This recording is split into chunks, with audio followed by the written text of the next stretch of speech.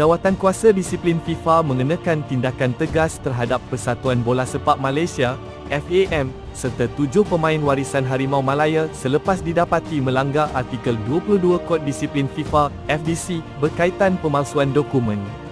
Mereka yang terlibat ialah Gabriel Felipe Arocha, Facundo Toms Garces, Rodrigo Julien Holgado, Emmanuel Javier Machuca, Joao Vitor Brandao Figueiredo, John Irasbel Iraudwi dan Hector Alejandro Hevel Serrano.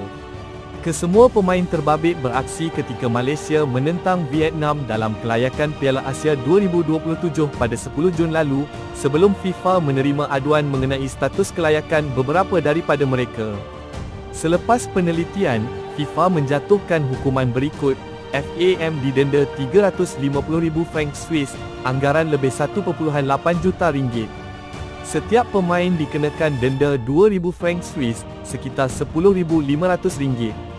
Semua 7 pemain digantung 12 bulan daripada sebarang aktiviti bola sepak. Selain itu, isu kelayakan mereka untuk mewakili Malaysia telah dirujuk kepada Tribunal Bola Sepak FIFA untuk pertimbangan lanjut.